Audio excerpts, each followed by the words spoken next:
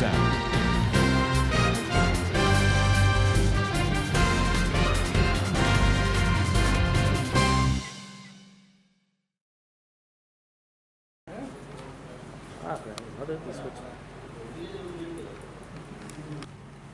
నా పేరు గెడ్డ చిట్టుబాబు అండి. State general secretary AP SC ST BC welfare association. Tribal welfare engineering డిపార్ట్మెంట్లో నేను రిటైర్డ్ ఎంప్లాయీ అండి. యాజ్ ఎ సూపరింటెండెంట్గా రిటైర్డ్ అయ్యాను.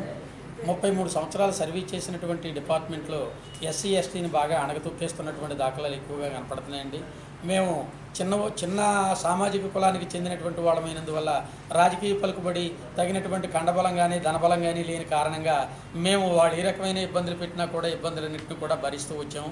ఈ మధ్యకాలంలో మా సహోదరి అయినటువంటి కామేశ్వరి అని ఆమె డేటా ఎంట్రీ ఆపరేటర్గా ఆమె ఉషోదయ దగ్గర ఉన్నటువంటి సూపరింటెండెంట్ ఇంజనీర్ ఆఫీస్లో పనిచేస్తూ ఉంది.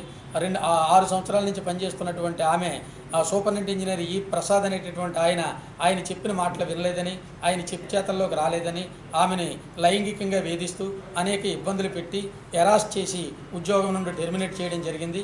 ఇది ధర్మం కాదు అని చెప్పి మేము వెళ్ళి అభ్యర్థించినప్పటికీ కూడా అతను తిరస్కరించాడని చెప్పి మినిస్టర్ గారిని, సెక్రటరీ గారిని, ఇంకా కొంతమంది పెద్దల్ని కలిసి వాళ్ళ ద్వారా ఎస్సీకి చెప్పించినా కూడా ఎస్సీ వారి మాట కూడా వినకుండా నిరంకుశత్వంగా అతను పరిపాలన చేస్తూ ఉన్నాడు.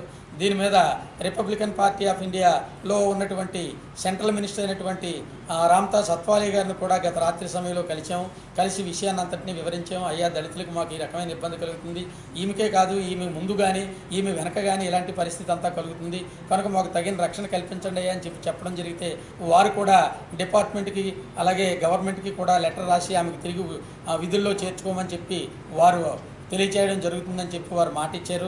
ఈ విషయాన్ని మేము పత్రికాముఖంగా డిపార్ట్మెంట్ వారికి తెలియచేసేటటువంటిది ఏంటంటే, మాకు చాలా అన్యాయం జరుగుతుంది, ఎస్సీ ప్రసాద్ గారు మీ పద్ధతిని మార్చుకుని దళితులకి తగినటువంటి న్యాయం చేయకపోయినట్లయితే రాష్ట్ర వ్యాప్తంగా దళిత సంఘాలన్నీ కలిపి పెద్ద ఉద్యమం చేసి మీ యొక్క అవకతవకలన్నింటినీ కూడా వీధిని పెట్టి మేము న్యాయం జరిగేంత వరకు పోరాటం చేస్తామని చెప్పి ఈరోజు ప్రెస్ను ఆశ్రయించడం జరిగిందండి.